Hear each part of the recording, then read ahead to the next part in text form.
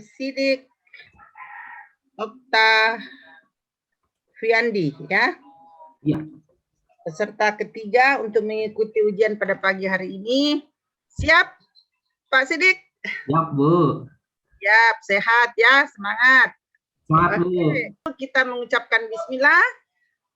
Sidik memulai memaparkan inti daripada pembelajaran Pak Sidik dengan menggunakan waktu 10 menit. Silakan Pak Sidik Oktaviandi. Silakan Pak. Mau melihat sikap Bapak bagaimana mengajar, bagaimana interaksi Bapak dengan murid Bapak ya. Baik. Oke, saya mulai Bu ya. Baik, Assalamualaikum warahmatullahi wabarakatuh. Selamat pagi adik-adik semua. Gimana kabarnya nih, Dek? Alhamdulillah, baik semua ya. Oke, baik semua. Tentu Bapak harapkan selain baik juga harus bahagia nih supaya tetap semangat pada pagi hari ini. Oke, adik-adik, mungkin kita bisa cek dulu ya kehadiran. Siapa nih yang tidak masuk hari ini? Nah, si Rika masuk tidak? Oke, masuk. Nah, ini kenapa Anton belum masuk ini? Oh, masih di jalan. Baik, sambil menunggu Anton datang, yuk kita persiapkan dulu adik-adik untuk siap mengikuti pembelajaran hari ini. Yang masih ditaruh tasnya di atas meja, tolong ditaruh dulu di samping. Handphonenya tolong di silent dulu, dimatikan. Nanti Bapak kasih kesempatan untuk menggunakan handphone terkait kita cari bahan belajar nanti secara online. Baik adik-adik, semua sudah disiapkan alat tulisnya? Baik, nah sebelum kita mulai, yuk kita berdoa dulu. Karena melalui doa nanti kita bisa diberi kemudahan dalam memahami materi pelajaran. Sehingga ada manfaatnya. Baik ya, salah satu dari kalian mungkin bisa pimpin doa seperti biasa nih. Siapa yang mau? Didi ya? Oke, silakan Didi pimpin doanya. Baik, sudah selesai. Didi pimpin doa, terima kasih Didi. Wah, luar biasa Didi ini. Baik, kita mulai ya Dek ya. Nah, sebelum memasuki materi hari ini, Bapak mau ngingetkan dulu nih, kira-kira Adik ingat nggak nih pertemuan sebelumnya membahas tentang apa? Hah, masih ingat? Kemarin tentang pernapasan. Benar kan? Benar. Nah, pernapasan kemarin Bapak ulas sedikit. Apa yang kita hirup dari udara, Dek? Ya, siapa yang bisa jawab? Anton. Ya, Ton. Benar, oksigen. Lebih tepat oksigen, Ton, ya, tidak hanya udara. Nah, oksigen yang udah masuk ke dalam tubuh, kira-kira kemarin masih ingat nggak? Diapakan? Diedarkan kan? Benar. Nah, hari ini kita akan bahas nanti siapa yang mengedarkannya. Melalui apa oksigen tadi diedarkan ke seluruh tubuh. Sehingga tubuh kita dalam segi metabolisme tetap terpenuhi. Ada kesempatan kali ini kita akan mengupas jauh tentang itu. Baik, sebelum lanjut Bapak mau mengingatkan juga nih, nanti adik-adik setelah selesai memahami pelajaran ini, harapan Bapak adik-adik bisa memahami apa sih yang terjadi di dalam tubuh saya, apa sih darah itu, dan nanti bagaimana kalau kita terapkan. Pernah dengar kan adik-adik donor plasma penderita COVID? Nah, ternyata di bagian darah kita ada yang bisa didonorkan. Begitu deh ya. Nah, baik, tujuan pembelajaran kita hari ini Bapak coba lihatkan di share di LCD proyektor ya, bisa dilihat. Nah, ini yang pertama adalah nanti menganalisis adik-adik itu melalui pengamatan media. Nanti Bapak akan share loh medianya, bisa video atau gambar. Secara berdiskusi nanti bisa menganalisis komponen penyusun darah. Tentu dengan benar dong ya, nggak boleh asal-asalan. Yang kedua, melalui pengamatan juga terhadap media, adik-adik nanti bisa membedakan yang mana komponen penyusun darah dengan benar. Kemudian kita juga nanti latihan maju untuk mempresentasikan hasil kerja adik-adik dengan lembar LKPD yang Bapak bagi. Begitu ya, ada yang ditanyakan untuk tujuan pembelajaran ini? Cukup jelas, menarik kan? Nanti Bapak akan tunjukkan sesuatu yang menarik untuk adik-adik. Tunggu ya, kita baik. Baik ya, kita lanjut. Nah, pada kegiatan selanjutnya, di sini adik-adik bisa lihat nih, ini adalah peta konsep mengenai materi kita hari ini. Coba kalau kita lihat, ada darah. Ternyata darah itu terbagi jadi dua. Ya, ada yang masih belum tahu nih darah warnanya apa. Ya, Tono, warna apa Tono? Darah Tono. Warna merah enggak?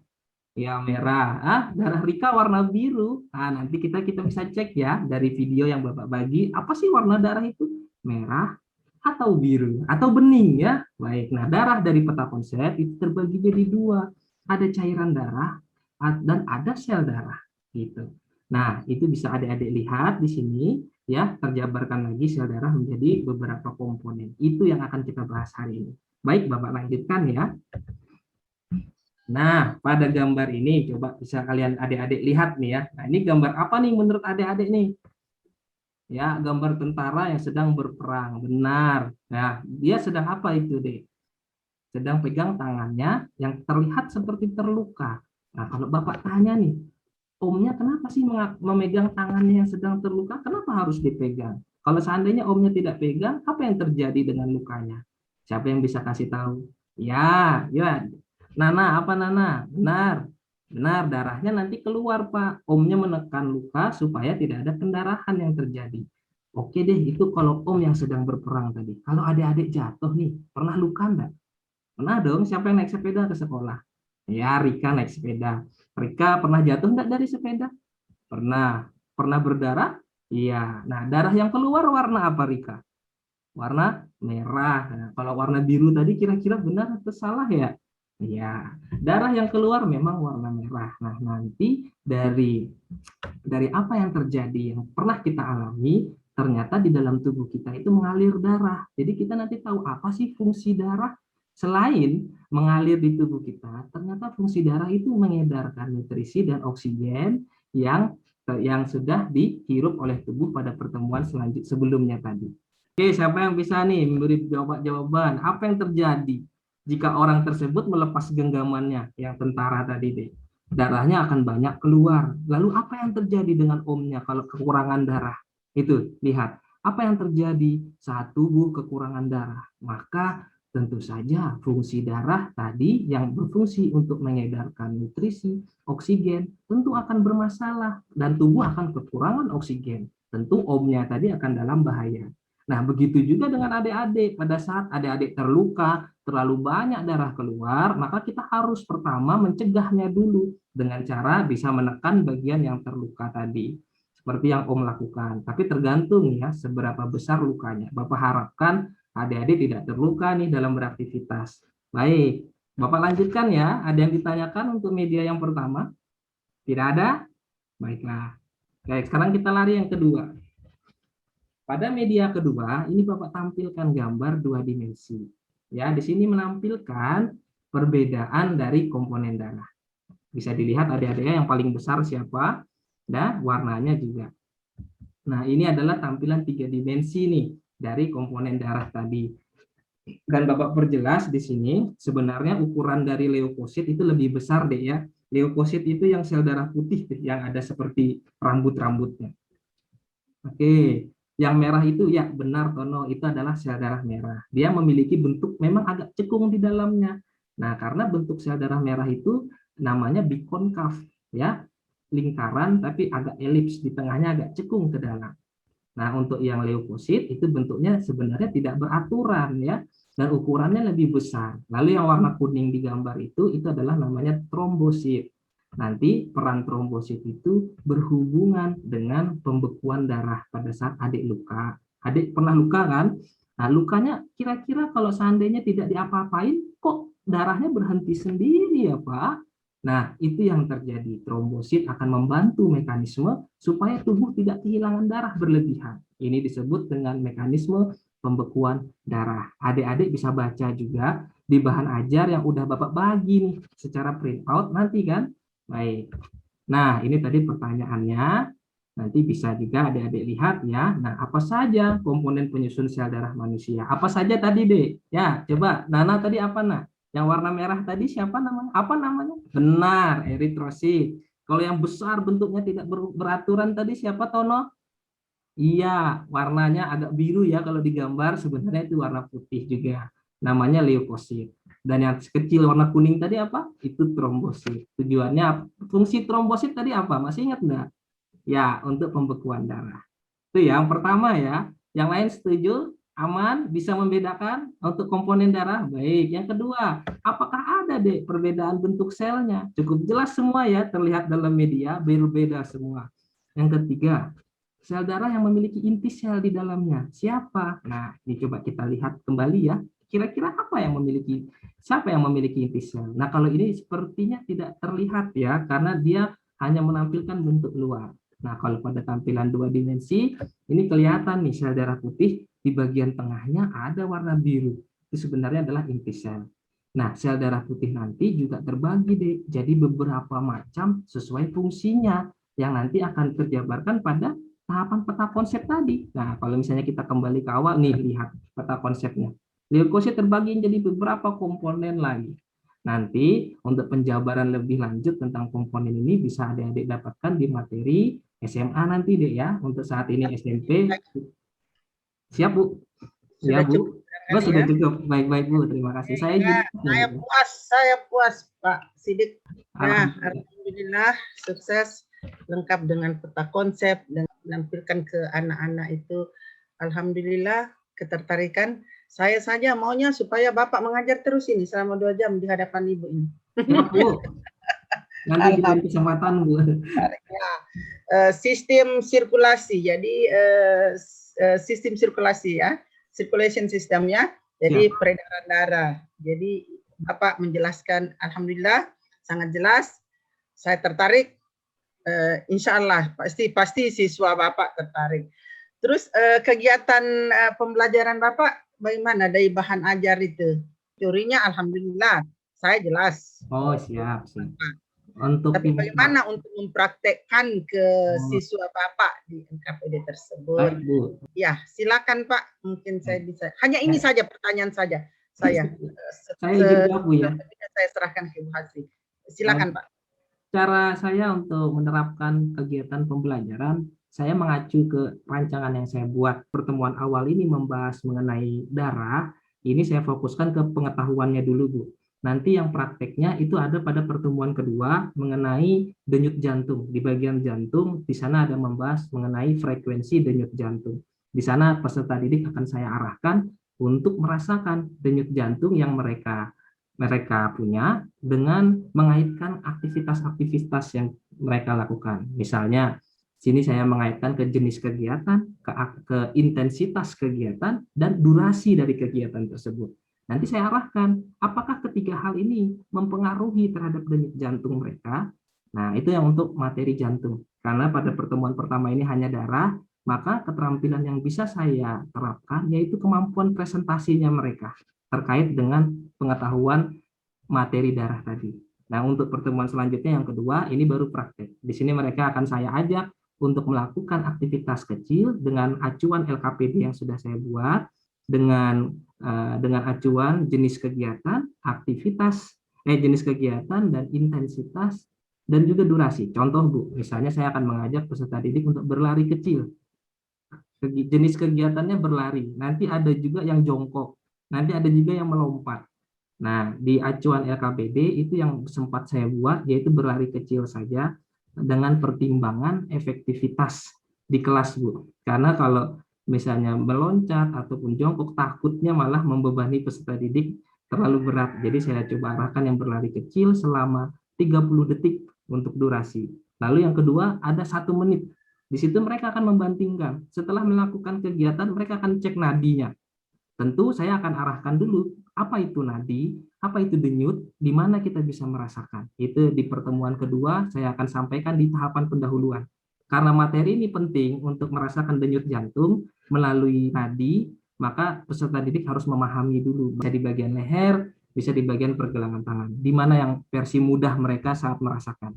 Setelah melakukan aktivitas percobaan, denyut mereka rasakan, mereka akan saya arahkan untuk mencatat hasil pengamatannya di tabel. Nanti akan dibandingkan dari kegiatan yang ringan, intensitas yang mulai berat, dan durasi yang lebih lama. Bagaimana jantungnya, berdenyut lebih cepat atau tidak. Setelah semua terjadi, saya arahkan juga saya dan peserta didik untuk merangkum kesimpulan. Aktivitas fisik yang dilakukan membutuhkan energi yang besar, ternyata berpengaruh terhadap faktor denyut jantung. Artinya pada saat kita melakukan aktivitas berat, denyut jantung adik pun lebih cepat. Kenapa? Karena tubuh memerlukan energi. Dari mana tubuh mendapatkan energi? Dari darah yang mengedarkan ke seluruh tubuh.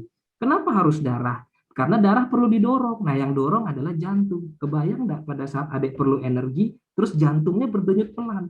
Inilah yang terjadi pada penderita tekanan darah rendah. Tubuh akan kekurangan energi, tubuh akan lemes, bahkan bisa pingsan. Begitu deh, bisa dipahami deh, gitu maksudnya. Oke, mantap Pak Sidik. Siap, Bu. Tadi juga saya sempat dengar, masih ada satu tambahan. Sesudah pemisahan darah kan sel darah ada plasma, ada trombosit Ya. yang hubungannya dengan kesehatan ya.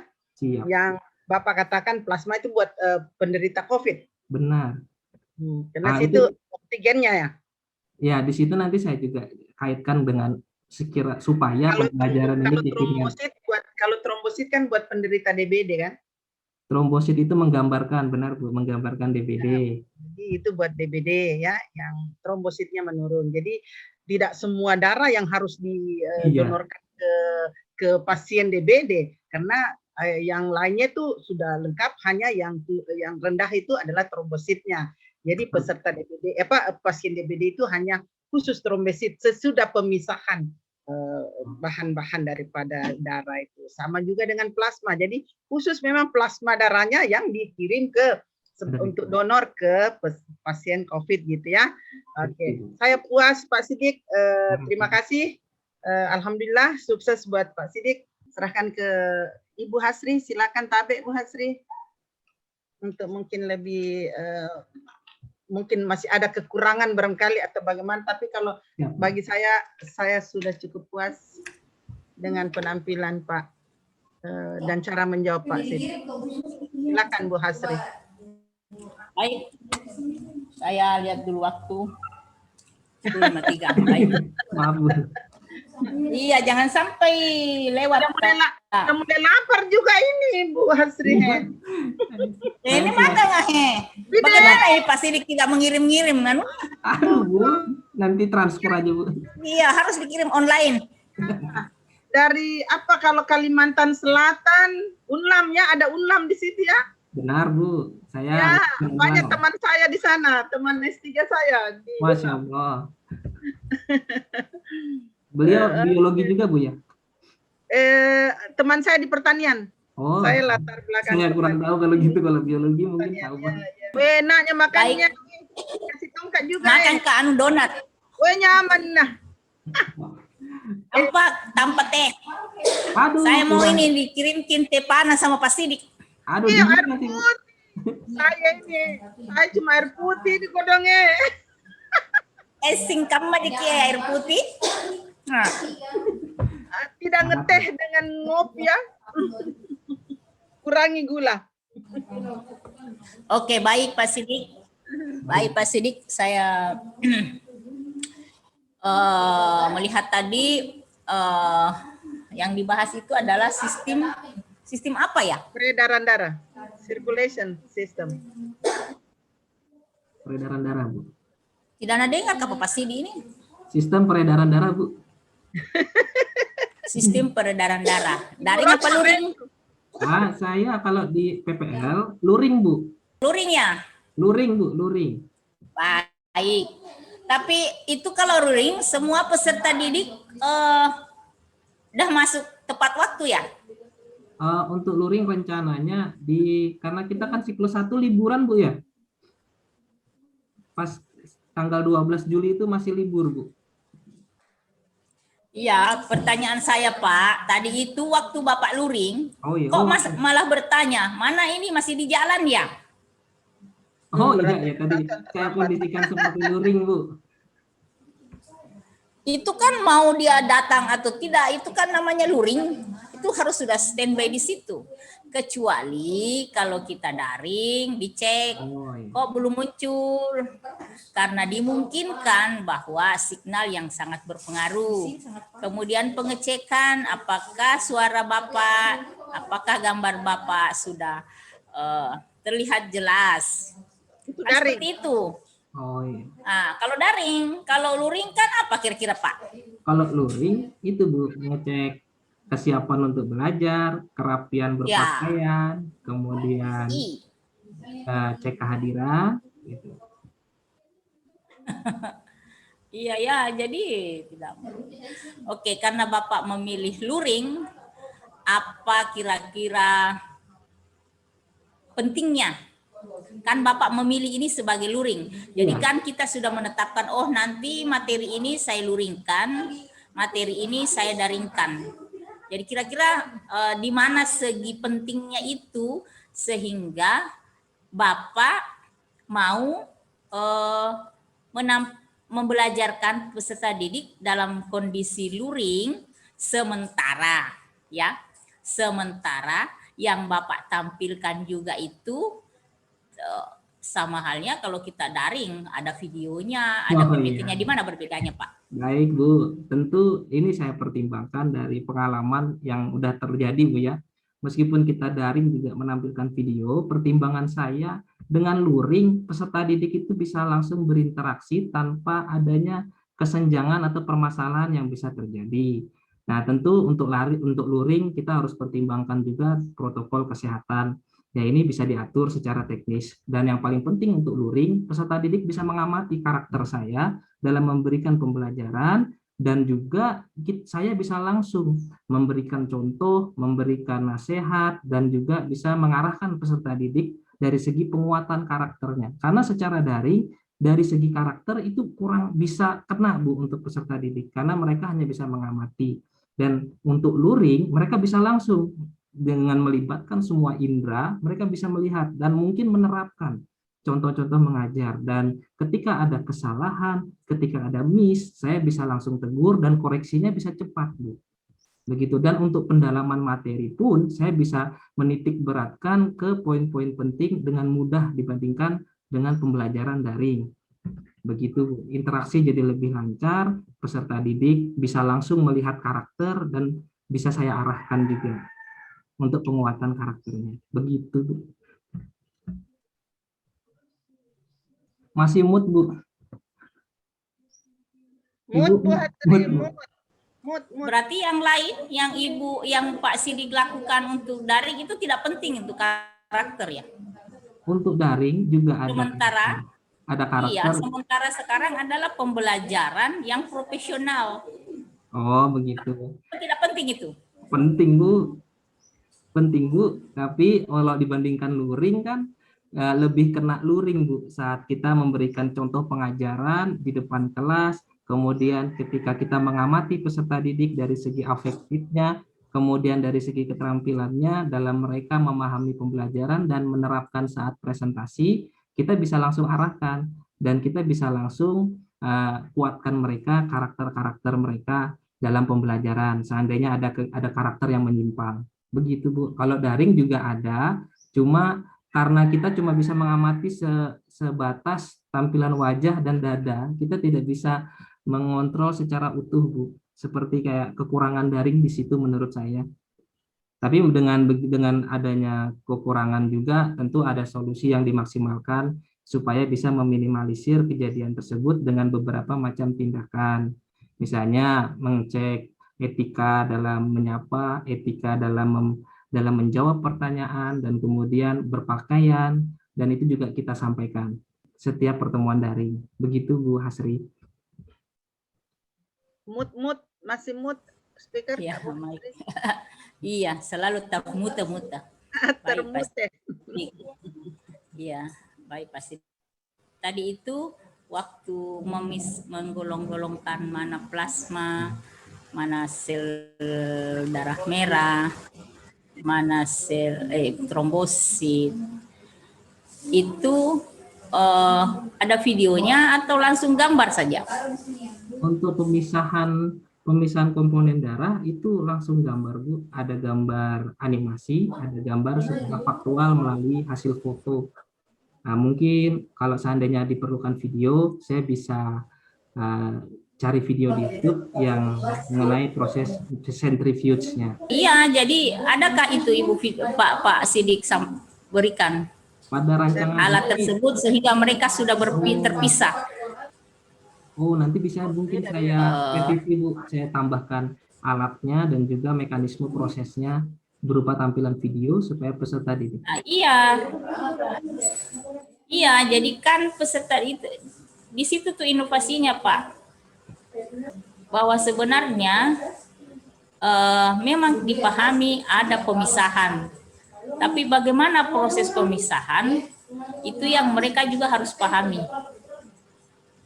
Nah, kenapa bisa langsung ada terpisah 3 bagian? Ya, itu perlu divideokan ya. Ya, meskipun sederhana, sekaligus memperlihatkan alat yang dipakai untuk memisah. Jadi ketika dia menyampaikan kepada orang lain, jadi ada pengetahuan di situ, dia sudah paham. Bagaimana proses pemisahannya itu? Karena kan kalau tiba-tiba saja, ya, apakah Bapak juga membandingkan ketika darah merah itu didiamkan? Didiamkan, oh enggak, pada rancangan ini saya belum belum menyematkan gambar itu. Oh, berarti tidak ada tuh pada pertemuan ini? Di rancangan saya hanya membandingkan sel darah merah yang belum disentrifuge sama yang sudah. Kalau sel darah merah yang didiamkan selama beberapa bulan atau beberapa hari itu belum saya cari sumbernya, Bu. Gambarnya belum. Tapi saya ada membandingkan dua itu. Kan biasa bertanya anak-anak, Pak, itu biasa kalau keluar darah di tangan atau kita ada pendarahan lama tersimpan, kok dia jadi mengental ya? Jadi agar-agar itu. Kok dia gitu? Iya. Di mana di situ plasmanya? Mana trombositnya? Ya, jadi artinya itu dihubungkan dengan kenyataan. Trombosit. Kenyataan, ya.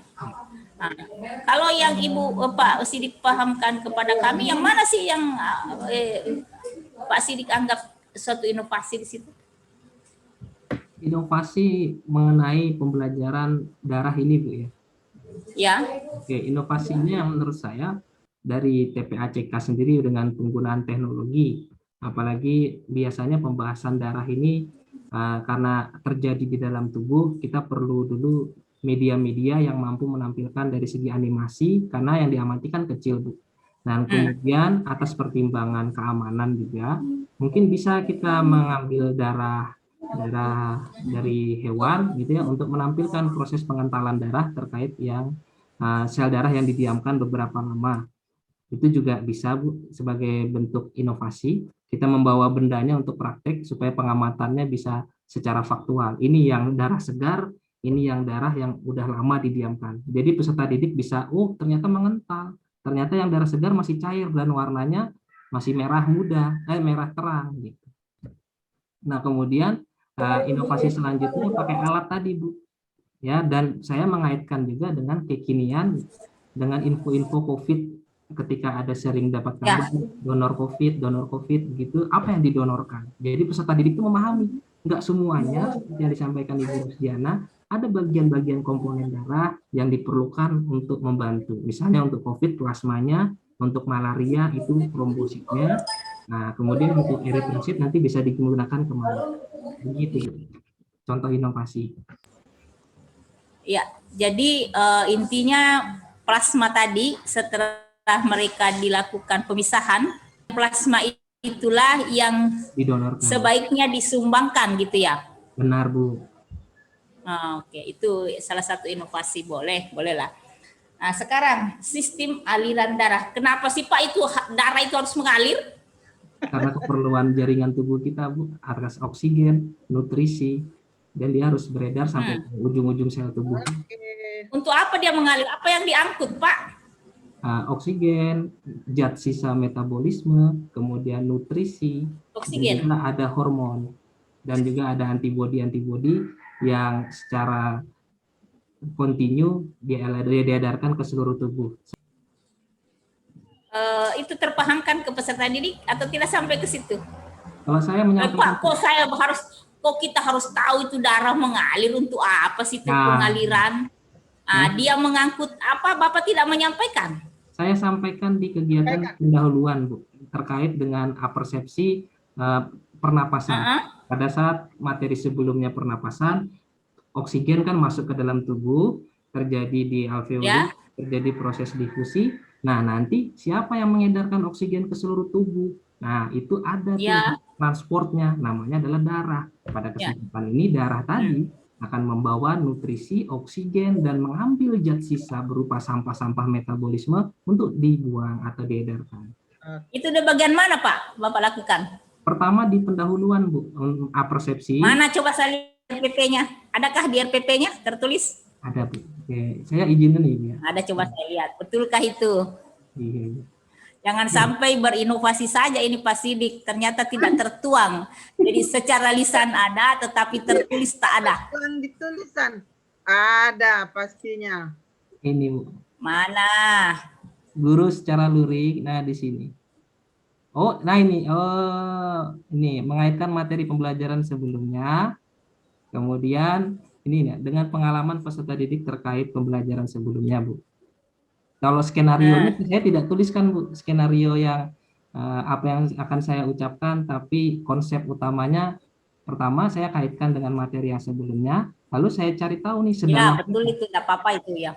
Sedalam apa peserta didik memahami konsep darah, materi yang akan saya bahas hari ini. Kalau seandainya masih belum dalam atau masih melayang kemana-mana, saya akan arahkan mereka bahwa yang saya mau darah di pemahaman mereka itu seperti ini. Saya kaitkan dengan materi sebelumnya, lalu saya masuk ke materi. Lalu ini dengan beberapa. Tapi ini loh yang nomor 7 ini Bapak menggali, hanya Bapak menyampaikan siapa yang pernah darah, apa yang terjadi kita kekurangan darah, padahal yang Bapak sampaikan tadi itu lebih bagus dimasukkan di situ. Iya Bu, ini untuk pertanyaan dasarnya dulu, contohnya misalnya untuk awal sekali. Nanti dari awal ini saya akan lanjut sedikit demi sedikit mendalam sehingga terarah ke poin yang saya inginkan sebelum memulai materi. Ini mungkin nanti saya tambahkan juga Bu. Boleh kah saya tuliskan semuanya Bu gitu ya? Dimotivasi, coba saya lihat Pak motivasi. Motivasi ya. Baik peserta didik, baik adik-adik. Nah, setelah pembelajaran sebelumnya tentang pernapasan nih ya, adik-adik kan sudah memahami itu untuk pernapasan berkaitan dengan oksigen yang masuk ke dalam tubuh. Nah, pada kesempatan kali ini kita akan sambung tuh rencananya oksigen yang udah masuk tadi diapain? Siapa yang kira-kira mengantarkan? Tentu ada sesuatu yang mengantarkan di dalam tubuh adik-adik. Namanya adalah darah. Apa adik-adik pernah tahu apa fungsi darah? Bagaimana warna darah? Dan seperti apa darah mengedarkan ke seluruh tubuh? Nah, setelah memahami dan mengikuti pembelajaran Bapak ini, nanti Bapak jamin tuh, adik-adik jadi bertambah wawasannya mengenai konsep darah, dan nanti bisa menerapkan bagaimana cara supaya darah kita tetap sehat. Itu harapan Bapak. Ya, seperti itu, Bu. Oke, baik. Sekarang Pak, coba lihat terus ke bawah. Oh, siap. Ini kelihatan tulisannya, Bu? PBL ini ya? Benar. Ya, kelihatan. Sampai ke terus. Terus Pak, terus. Pada inti-inti. Ya, ini Bu. Oke, di video ini apa sih Pak yang terlihat? Atau gambar saja ini? Ini saya gambar, Bu. Ada gambar untuk yang pertama, videonya ada di bagian bawah. Yang ini Bu. Video di mana Pak? Nih. Yang dua tadi Bu, yang tentang aliran. Macam-macam komponen darah. Benar. Saya kembali ke atas Bu ya. Ya.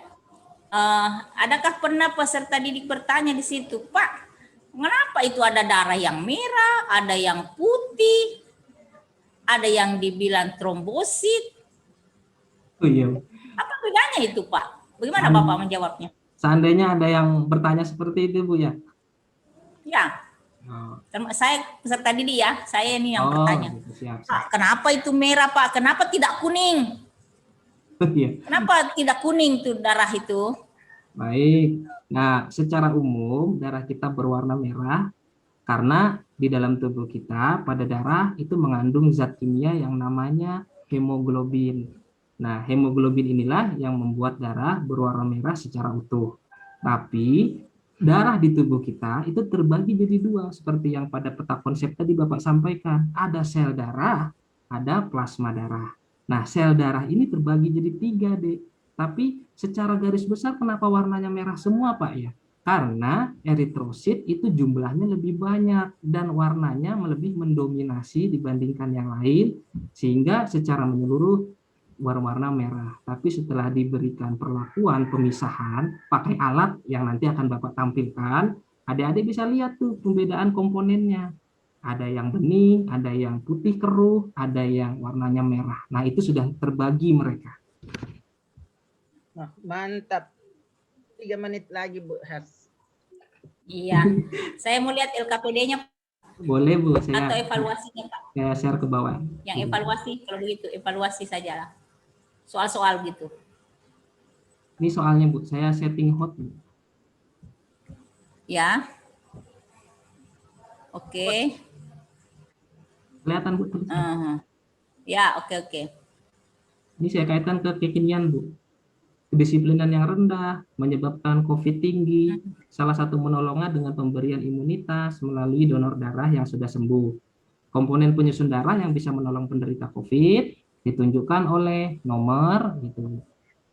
C berapa itu? C4 ya? Padahal dia hanya memilih loh Pak.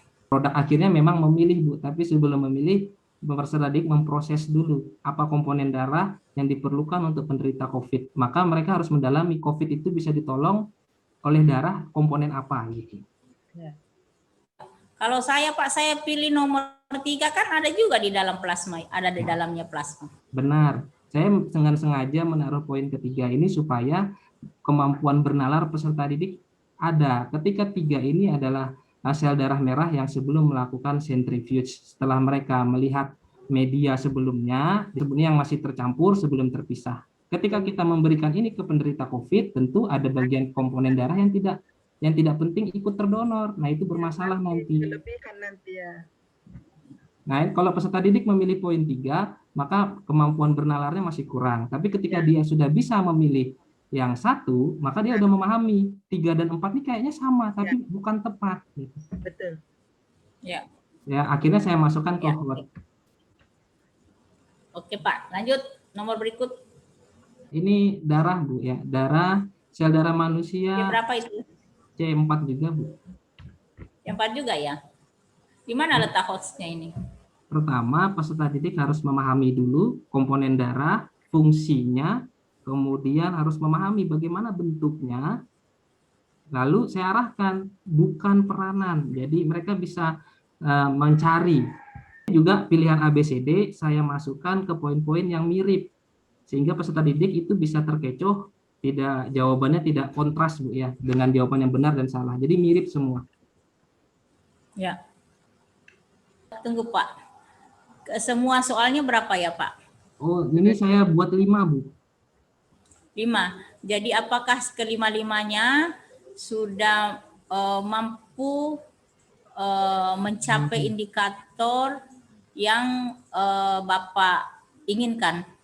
Yang HOTS 5 ini mewakili apa tidak?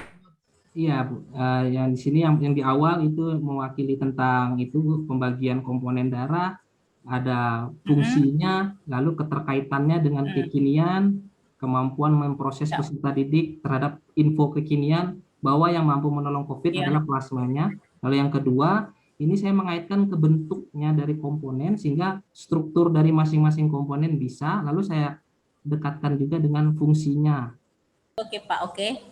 Ketika evaluasi ini ada yang tidak diketahui atau salah menjawab oleh peserta didik, apa yang Bapak lakukan? Saya memetakan dulu ya, secara garis besar dari ujian yang dari evaluasi yang saya berikan, apakah sebagian besar salah, maka mungkin saya akan memberikan evaluasi-evaluasi yang sedikit ke bawah untuk menyesuaikan literasi awal dari peserta didiknya Bu, kemampuan awalnya. Iya, jadi sebaiknya kalau diberikan evaluasi Pak, jangan langsung tancap gas. Maaf Bu, ya Bu.